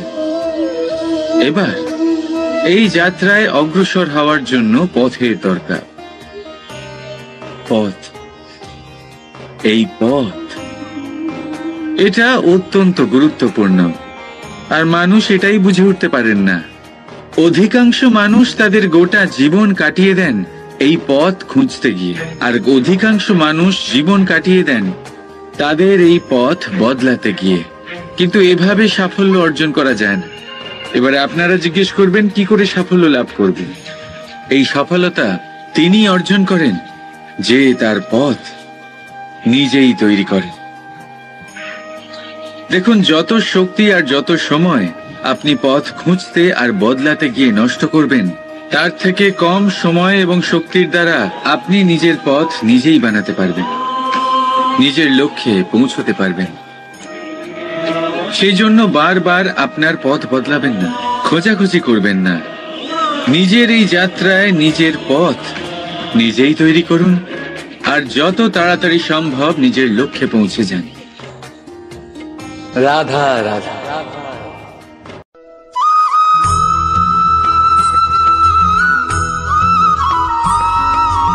আর নিদ্রায় যাবার আগে আমার সাথে ভালোবেসে বলুন, রাধা রাধা। মহাদেব, সেই দেবতা যিনি মহান, যাকে দেবতাদের দেবতা বলা হয়, যিনি হলেন আমার আরাধ্য। কখনো আপনার মনে এই প্রশ্ন এসেছে যে শিবকেই কেন মহাদেব বলা হয়, অন্য কোনো দেবতাকে কেন বলা হয় না? সেই কারণ মহাদেবের মধ্যে, ওনার মধ্যে এমন এক বিশেষ গুণ রয়েছে যা অন্য কারণ নেই। তা হলো নিঃস্বার্থ হয়ে মানুষের সেবা করা। যদি প্রয়োজন পড়ে, যদি সৃষ্টির পথে বিনাশের কালো মেঘ ছেয়ে থাকে, তখন নিজের প্রাণের চিন্তা না করে হলাহল পান করার জন্য প্রস্তুত থাকেন মহাদেব। আর এই অদ্বিতীয় ত্যাগের জন্যই শিবকে মহাদেব বলে ডাকা হয়। এবার যদি কোনো মানুষও নিঃস্বার্থ ভাবনার দ্বারা নিজেকে অর্পণ করে দেয় এই জগতের কল্যাণের জন্য, মানুষের সেবার জন্য, তাহলে তিনিও মহাপুরুষ, মহামানব হতে পারেন। যদি কেউ অভুক্ত থাকেন, তাহলে নিজের থালা থেকে অর্ধেক খাবার তাকে দিয়ে দিন। যদি কেউ অসুস্থ হন, তাহলে তাকে সেবা করার, চিকিৎসা করার চেষ্টা করুন। এই জীবন শুধু নিজের জন্য নয়, অন্যদের প্রতি, সমস্ত সংসারের প্রতি উৎসর্গ করুন। যদি এইসব মানুষ শিখে যান, তাহলে তিনি মহাদেবের পথে অগ্রসর হতে পারেন। যদি মানুষ নিঃস্বার্থ ভাবনার দ্বারা এই সংসারের সেবা করতে শিখে যান, তাহলে তিনি নিশ্চিত রূপে মহামানব অবশ্যই হতে পারবেন। আসুন আমার সাথে ভালোবেসে বলুন, রাধা রাধা।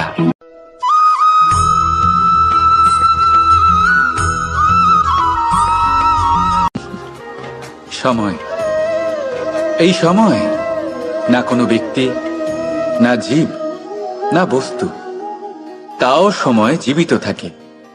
এই সময়ে না জল, না অগ্নি, আর না বায়ু, কিন্তু তাও আমাদের জীবনের আধার। এই সময় দেখতে গেলে মানুষ এই সময়ের হাতের খেলনা। কখনো আমাদের সময় ভালো হয়, আবার কখনো খারাপ। কেউ সময় আসার প্রতীক্ষা করে, আবার কেউ সময় যাওয়ার প্রতীক্ষা করে, কিন্তু এই সময় কারোর হাতে ধরা দেয় না। এই সময় যা কেউ দেখতে পায় না, এটা সবাইকে সবকিছু দেখিয়ে যায়। দেখিয়ে যায় যে আপনকে আর পরকে, আমাদের শুভাকাঙ্ক্ষীকে আর ক্ষতিকে চায়, আমাদের মিত্রকে আর আমাদের শত্রুকে। এই সময় আপনাকে দেখায় যে আপনি কতটা শক্তিশালী, সেই সময় আপনাকে দেখিয়ে যাবে আপনি কতটা দুর্বল। এই সময় সব কিছু দেখিয়ে যায়। তাই এই সময় যা এতটা শক্তিশালী, তা আমরা নষ্ট কেন করি? ভেবে দেখুন। এবারে উঠুন আর এই সময়ের সম্পূর্ণ ব্যবহার করুন, এই সময়ের সদ্ব্যবহার করুন। কারণ এই সময়কে ব্যবহার করাটাই আপনার হাতে রয়েছে, আর কিচ্ছু না। আর এই সময় একবার বয়ে গেলে, তখন যাই করুন না কেন, কখনো ফেরত আসবে না। সময়ের সদ্ব্যবহার করুন আর সবার মধ্যে আনন্দ ছড়ান। আর আসুন আমার সাথে ভালোবেসে বলুন, রাধা রাধা।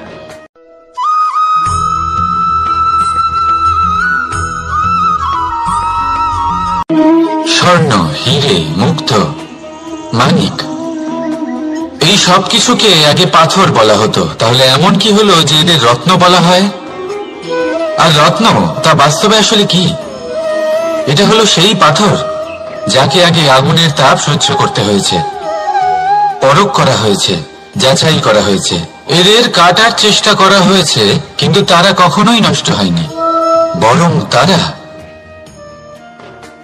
আরো উদ্ভাসিত হয়েছে, আরো উজ্জ্বল হয়েছে, এই সংসারে আরো প্রকাশ ছড়িয়ে দিয়েছে। সেই জন্য এরা হলো এত অমূল্য, সেই জন্য এরা হলো বহুমূল্য, সেই জন্য এদের রত্ন বলা হয়। এবার মানুষের কাছেও এই নির্বাচনের অধিকার রয়েছে যে আমরা শুধু পাথর হয়ে থাকব নাকি রত্ন হয়ে থাকব। কিভাবে? আমাদের জীবনেও অনেক সমস্যা রয়েছে, বাধা আছে, বিপত্তি আছে। আমরা সেই বাধার তাপে উত্তপ্ত হই, এই সমস্যা আমাদের কাটার চেষ্টা করে। অনেক মানুষ বিভিন্ন পরিস্থিতি আমাদের ভাঙার চেষ্টা করে, কিন্তু আমাদের নষ্ট হলে চলবে না। যেভাবে এই রত্ন সমস্যার সম্মুখীন হয়ে পাথর থেকে রত্ন হয়েছে, সেইভাবেই আমাদেরও আমাদের সমস্যার সম্মুখীন হয়ে রত্ন হয়ে উঠতে হবে, এই সংসারে প্রকাশের স্রোত হয়ে উঠতে হবে। তাহলে এটাই করুন আর আমার সাথে ভালোবেসে বলুন, রাধা রাধা।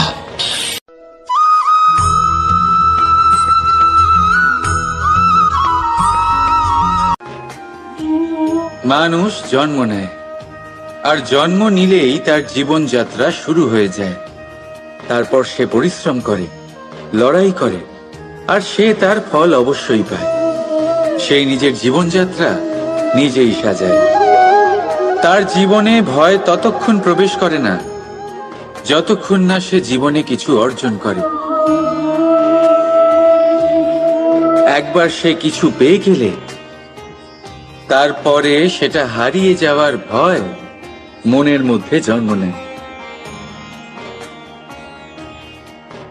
তারপর সে ভাগ্য, জ্যোতিষ, ভবিষ্যৎ এইসব দেখতে ব্যস্ত হয়ে পড়ে। আমি আপনাকে একটা প্রশ্ন করছি, আপনি যখন এই সংসারে এসেছিলেন, কি নিয়ে এসেছিলেন যে আপনি হারাবেন? কিছুই না। আপনার বশে আপনার জীবনের সেই মুহূর্তই আছে যা আপনার হাতে আছে, অন্য কিছুই নয়। আপনার হাতে আছে আপনার কর্ম।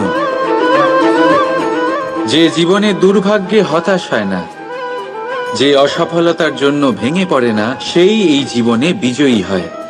বলুন, যখন আপনার জীবনে কিছুই ছিল না, কি করেছিলেন? পরিশ্রম করেছিলেন, লড়াই করেছিলেন, আর সেই সব কিছু পেয়েছেন যা পেতে চেয়েছিলেন। তাহলে আজ সব পাওয়ার পর ভয় কিসের?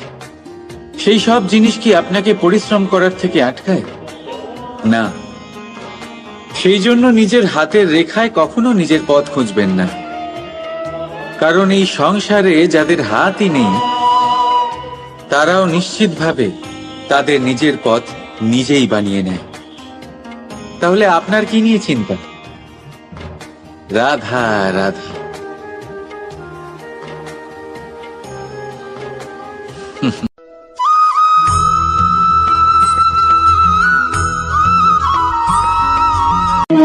স্বর্ণ, হিরে, মুক্ত, মানিক, এই সব কিছুকে আগে পাথর বলা হতো। তাহলে এমন কি হলো যে এদের রত্ন বলা হয়?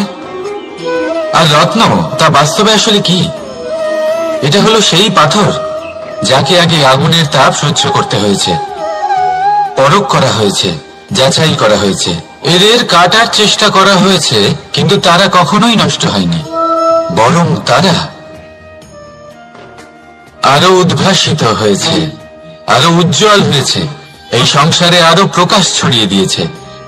সেই জন্য এরা হলো এত অমূল্য, সেই জন্য এরা হলো বহুমূল্য, সেই জন্য এদের রত্ন বলা হয়। এবার মানুষের কাছেও এই নির্বাচনের অধিকার রয়েছে যে আমরা শুধু পাথর হয়ে থাকব নাকি রত্ন হয়ে থাকব।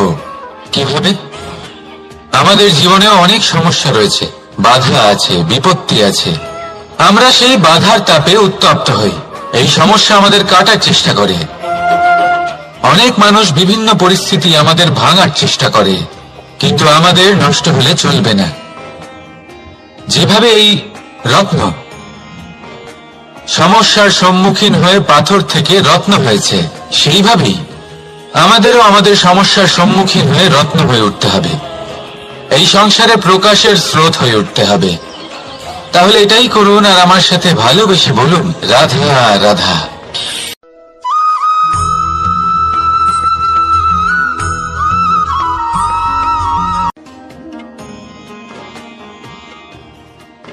লোকে আমাকে সবসময় জিজ্ঞেস করে যে কানাই, এখন তুমি বড় হয়ে গেছো, এই বাচ্চাদের সাথে থেকে তুমি সবসময় দুষ্টুমি করো কেন? তুমি বড় হয়ে গেছো, বড়দের মতো থাকো। বেশিরভাগ লোকে এটা বুঝতে পারে না, ভাবে উনি তো ভগবান, ভগবানের মতো গম্ভীর নয় কেন? এবারে আমি কি করে বোঝাবো সবাইকে যে আমার ভগবান হওয়ার পিছনে যে সবচেয়ে বড় রহস্য, তা হলো এই বাচ্চারাই। আমার শক্তি কোথা থেকে আসে? সমস্ত সমস্যার সমাধান করার শক্তি এই বাচ্চাদের থেকেই তো আসে। জীবনে বাঁচার শক্তি, সংসারকে প্রেম শেখাবার শক্তি এই বাচ্চাদের থেকেই আসে। কারণ বাচ্চাদের থেকে বড় কোনো ভগবান হয় না। এবারে দেখুন না, পুরাণ আর বেদের কোনো জ্ঞান নেই ওদের, কিন্তু খুব ভালোভাবেই জানে যে একজন উদাস ব্যক্তির মন কি করে ভোলানো যায়, কি করে তাকে আনন্দ দেওয়া যায়। আর এই এক বিশাল ব্যাপার। কোনো ন্যায়, কোনো নীতির জ্ঞান নেই ওদের, কোনো ভেদাভেদ করতে জানে না। কিন্তু এটা অবশ্যই জানে একজন একা অজানা ব্যক্তিকে নিজের দলের সদস্য কি করে বানাতে হয়, কি করে তাকে আপন করতে হয়। আর এই এক বড় ব্যাপার। এই বাচ্চাদের থেকে অনেক কিছু শেখার আছে। তাই আপনারাও নিজেদের জীবনে গম্ভীর হওয়ার চেষ্টা কখনোই করবেন না। আর যদি করেন তাহলে এই সংসার খুবই নীরস লাগবে আপনার। আপনিও বাচ্চাদের মতো নিষ্পাপ থাকুন আর নিজেকে আনন্দে রাখুন।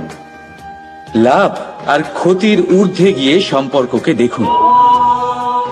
জ্ঞান অর্জন করার পরিবর্তে ভালোবেসে সম্পর্ক পালন করুন। আপনি নিজেই বুঝে যাবেন যে এই সংসার কতটা সুন্দর। রাধা রাধা।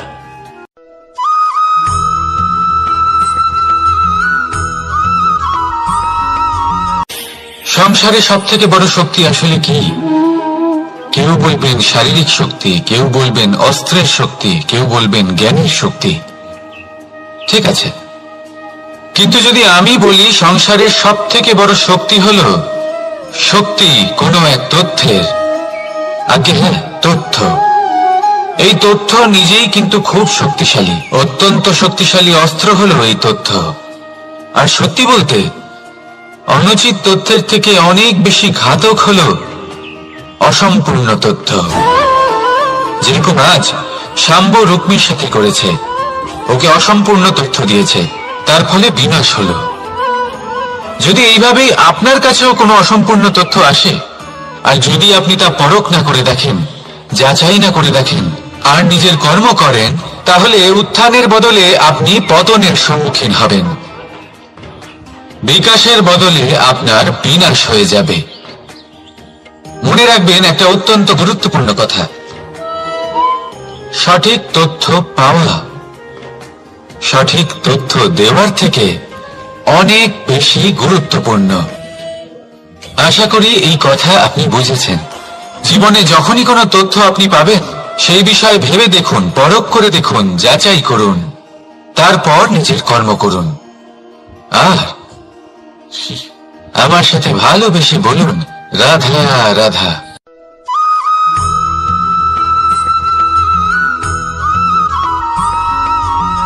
সময় বড়ই অদ্ভুত, এই সময়, তাই না? দেখতে গেলে এটা একটা অনুভূতি, একটা সংখ্যা, একটা বিষয়। এবারে দেখুন না, সূর্যোদয় সকলের একসাথেই হয়, তাই তো? কারোর আগে কারোর পরে এমন তো হয় না, সবার একসাথেই হয়। আবার সূর্যাস্ত সকলের একসাথেই হয়। এবারে ভাবুন, এই সময় প্রত্যেকের জন্য আলাদা আলাদা। কারোর জন্য এই সময় ভালো, আবার কারোর জন্য এই সময়ই খারাপ। এক্ষুনি এই মুহূর্তে কারোর মুখে সফলতার আলো রয়েছে, আবার কারোর মুখে অসফলতার নিরাশা। এটা কেন? কেন এই সময় কারোর জন্য শ্রেষ্ঠ, আবার কেন তা কাউকে নিরাশ করে? এটার উত্তর হলো আপনার চিন্তা, আপনার কর্ম। যেমন আপনার চিন্তাধারা, তেমন আপনার কর্ম। আর তেমনই হবে আপনার এই সময়। আপনি জীবনে সুখ তখনই পাবেন যখন আপনি কারোর মুখে আশার আলো এনে দেবেন। আপনি আনন্দ তখনই পাবেন যখন আপনি কাউকে খুশি করবেন। হ্যাঁ, এটা ঠিক যে কাউকে খুশি করা সব সময় আপনার হাতে নেই, কিন্তু আপনার হাতে এটা অবশ্যই আছে যে আপনি কাউকে দুঃখ না দেন, কাউকে নিরাশ না করেন। আর কোনো ব্যক্তিকে দুঃখ না দেওয়ার এই চেষ্টাও আপনার কর্মই বটে। আর এই শুভ কর্মের ফল আপনাকে প্রকৃতি অবশ্যই দেবে। তাই মনে রাখবেন, ভালো সময় তারই আসে যে কখনো কারোর খারাপ চায় না। রাধা রাধা।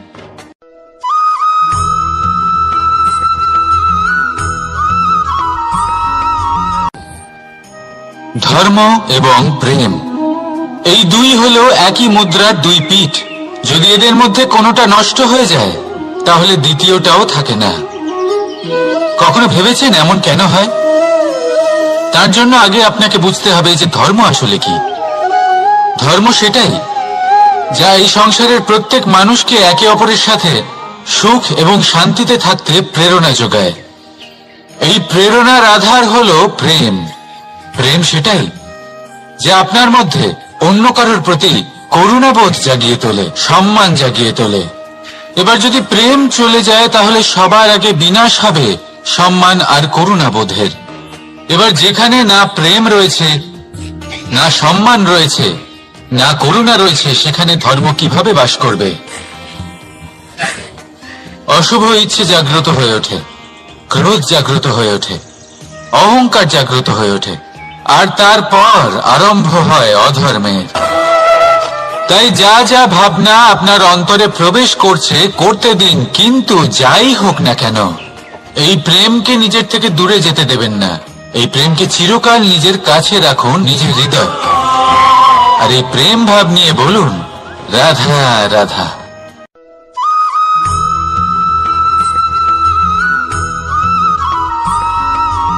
লোকে বলে মানুষ নিজের ভবিষ্যৎ জন্ম থেকেই লিখিয়ে আনে, অর্থাৎ এখানে এই কপালে। ভাগ্য দেবতা আমাদের সমস্ত উত্থান, সমস্ত পতনের হিসেব সবটা লিখে দেন। কিন্তু কপালে কেন, পায়ে নয় কেন? যদি পায়ে লেখা হয় তাহলে আমরা পড়তে পারবো, যদি কপালে লেখা হয় আমরা ছাড়া বাকি সবাই পড়তে পারবে। এবারে আমাদের কপাল এখানে তাই প্রতিফলিত হয় যা আমাদের মস্তিষ্কে আছে, আর মস্তিষ্কে থাকে আমাদের ভাবনা। তাই এই ভাবনার ধনাত্মক হওয়া অত্যন্ত জরুরি। এতে বিকাশের জন্য স্থান রাখুন, এতে সবাইকে একসাথে নিয়ে চলার ভাবনা রাখুন। আর বিশ্বাস করুন, আপনার মস্তিষ্কের এই ভাবনা সাফল্য রূপে আপনার কপালে অবশ্যই লিখিত হবে, কারণ আপনার ভাবনাই সত্য হয়ে আপনার জীবনে আসে। রাধা রাধা।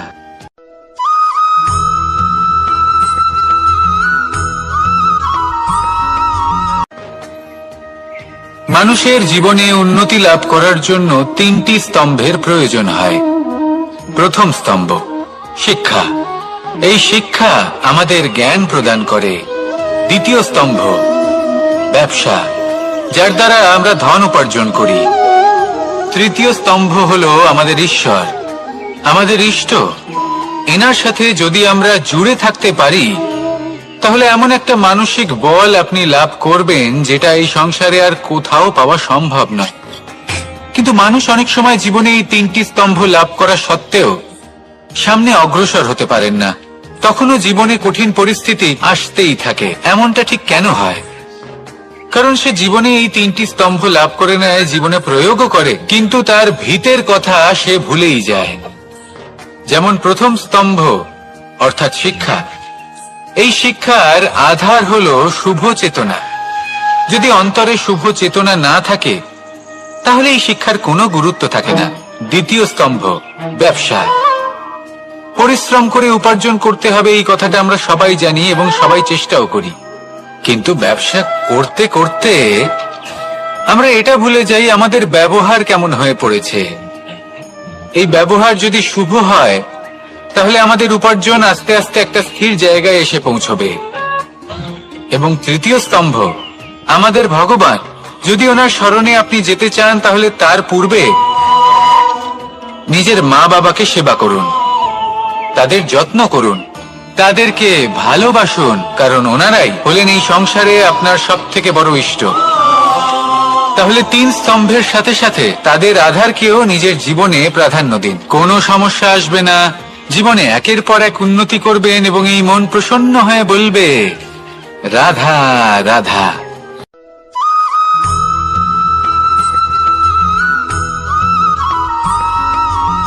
এই সংসারে কখনো কোনো ব্যক্তিকে তার বাইরের পোশাক দেখে বিচার করার চেষ্টা করবেন না, এটা খুব বড় ভুল করবেন। যেমন আমরা জীবনে অনেক সময় এমন করি, ধরুন কোথাও একটা গাছ দেখলাম, খুব বিশাল আকারের একটা গাছ, যেটা মাটির থেকে অনেক উঁচুতে পৌঁছে গেছে, যার বিশাল শাখা আছে। সেগুলো দেখে আমরা ভাবি যে এই গাছে হয়তো কত সুস্বাদু ফল আছে, আমরা সেই গাছের পরিচর্যা করতে থাকি। আবার অন্যদিকে হলো একটি তৃণ, যেটা মাটি থেকে কিছুটা উঁচুতে পৌঁছেছে, কিন্তু সেই তৃণর নিচে, মাটির নিচে অত্যন্ত সুস্বাদু ফল বা সবজি জন্ম নেয়, যা আমাদের স্বাস্থ্যের পক্ষে অত্যন্ত উপকারী। সেই জন্য কখনো আবরণ দেখে কাউকে বিচার করতে চেষ্টা করবেন না, তার বদলে এটা বোঝার চেষ্টা করুন যে আপনার সামনে যে ব্যক্তি আছে বা বস্তু আছে তার বিশেষত্ব কি। যদি এই বিশেষত্ব বোঝার ক্ষমতা আপনি অর্জন করেন, যদি এই শিল্প আপনি নিজের ভেতরে জাগ্রত করেন, তাহলে এই সংসারে বিশেষত্ব কি সেটা আপনি জানতে পারবেন। আর এই সমস্ত খেলা দৃষ্টি থেকে নয়, দৃষ্টিভঙ্গি থেকে জন্ম নেয়। দৃষ্টিভঙ্গি সবসময় শুভ রাখুন আর আমার সাথে ভালোবেসে বলুন রাধা রাধা।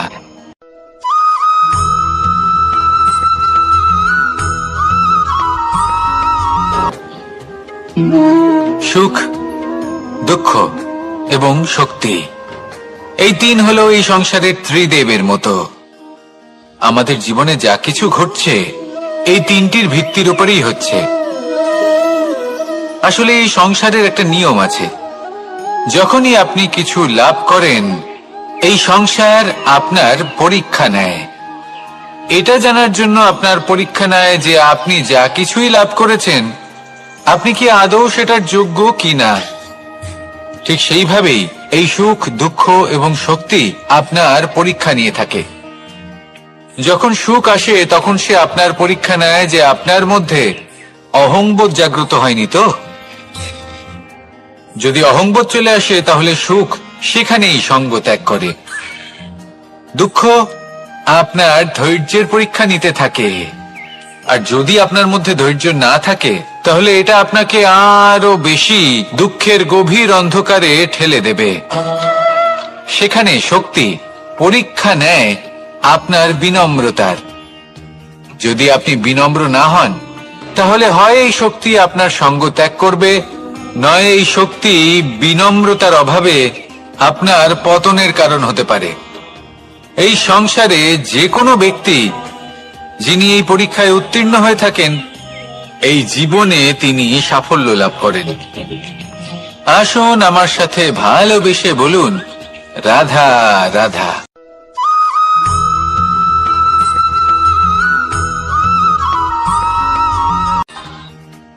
ভগবান আর ভুল, এই 2 একই অক্ষর দিয়ে শুরু হয়। শুধু তাই নয়, এদের দুজনের রাশিও সমান। এবারে আপনারা বলবেন যে ভগবান, ভুল, এদের মধ্যে কিভাবে মিল থাকতে পারে? অনেক বড় মিল আছে।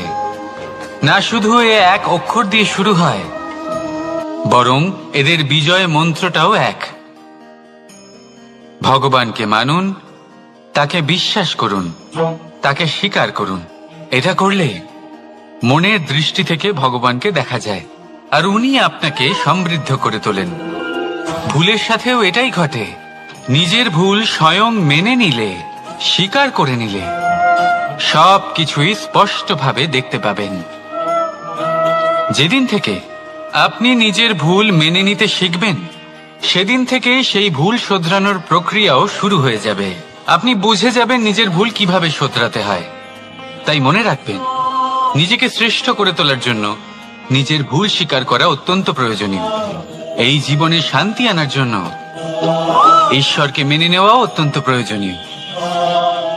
সবসময় নিজের গুণ এবং নিজের দোষ মনে রাখবেন। আজীবন সুখী থাকবেন। রাধা রাধা।